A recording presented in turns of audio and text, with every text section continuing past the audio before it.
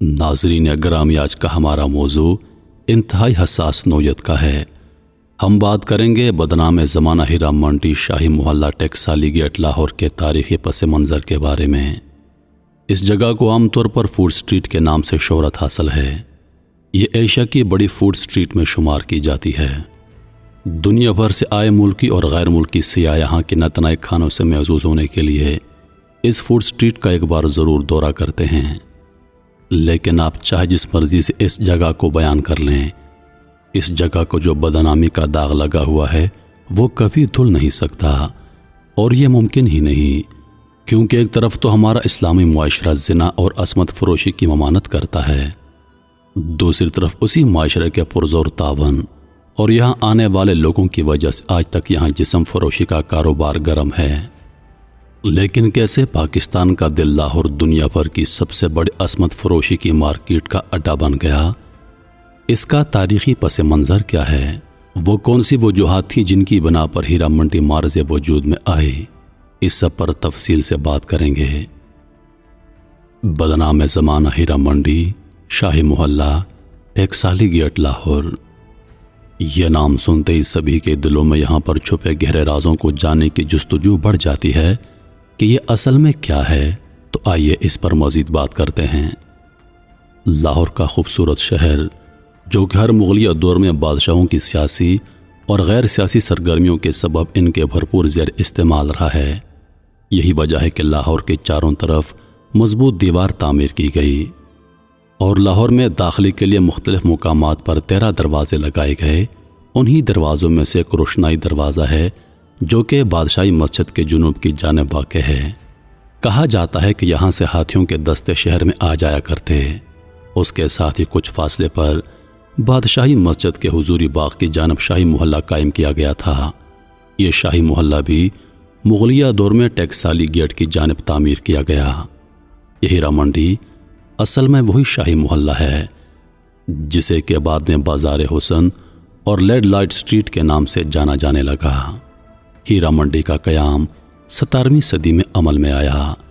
یہاں پر بادشاہ اپنے شہزادوں کو ثقافت، تہذیب اور اٹھنے بیٹھنے، یہاں تک کہ کھانا کھانے کے آداب سیکھنے کے لیے بھیجا کرتے تھے۔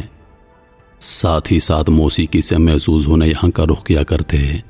پھر 18ویں صدی میں مہاراجہ رنجیت سنگھ کی حکومت آئی تو مہاراجہ کے منہ بولے بیٹے ہیرا سنگھ نے شاہی محلے میں اپنے لیے ایک حویلی تعمیر کی، اور ہیرا سنگھ کی بنیاد سے شاہی محلے کا نام ہیرا منڈی پڑ گیا۔ بعض روایات کے مطابق ہیرا سنگھ یہاں کے ہندو وزیر اعظم دیان سنگھ کا بیٹا تھا، جو کہ رنجیت سنگھ کا منہ بولا بیٹا بنا ہوا تھا، اور دیان سنگھ کے مرنے کے بعد وہ اس کی جگہ وزیر اعظم کے عہدے پر فائز ہو گیا۔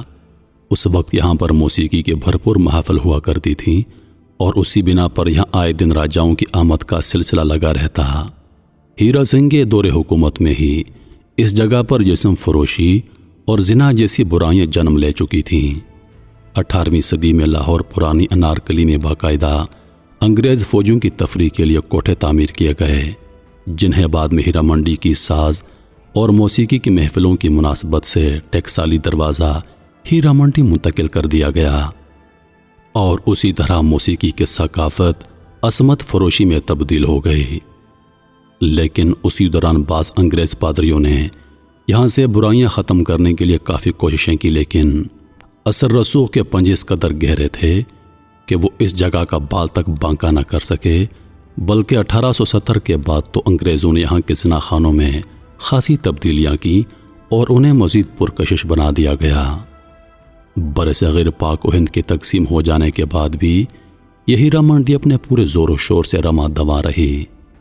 اسلامی ریاستی معاشرہ ہونے کے باوجود بھی کئی سالوں تک کسی کو بھی اس جگہ کے ختم کرنے کا خیال نہ آیا، لیکن جنرل محمد ضیاء الحق صاحب صدر پاکستان ہونے کے ساتھ ساتھ وہ پہلے آرمی آفیسر تھے، جنہوں نے ایک بڑے آپریشن کے مد میں اس جگہ کو صاف کرنے کا عزم کیا، اور زور زبردستی سے ان زنا خانوں کو یا تو مکمل طور پر بند کر دیا گیا یا پھر انہیں کہیں اور منتقل کر دیا گیا، تاکہ یہاں پر سے دلالوں اور طوائفوں کا رش ختم ہو جائے۔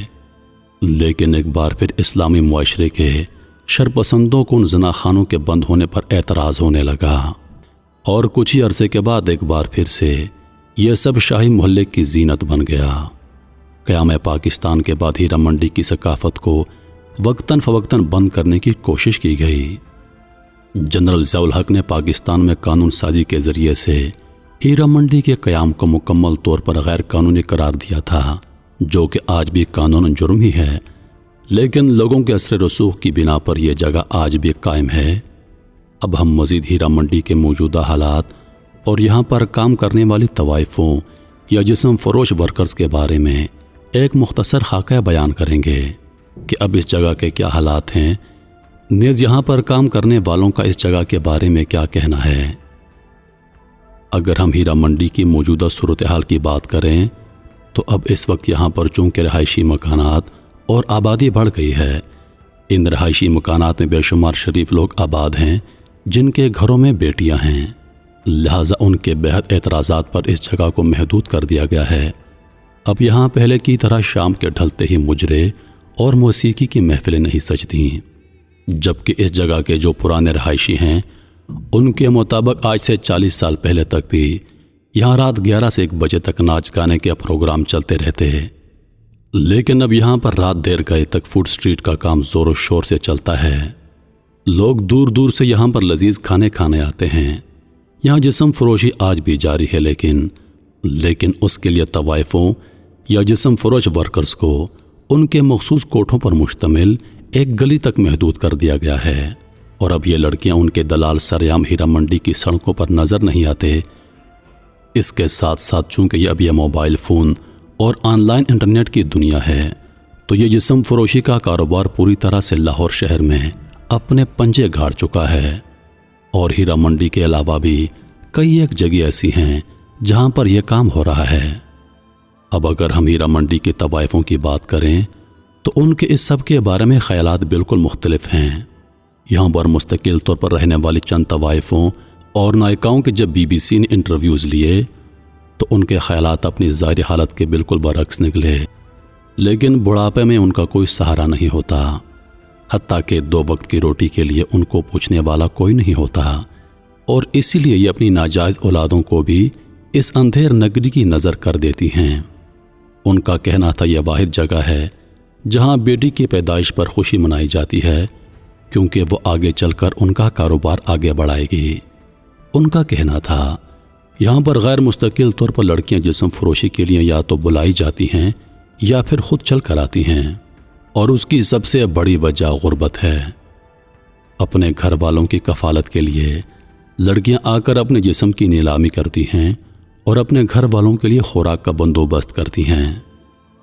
اگر ہم اس اجرت کی بات کریں جو یہ اپنے سر گنا لے کر حاصل کرتی ہیں تو وہ چند 100 روپوں سے زیادہ نہیں ہوتی،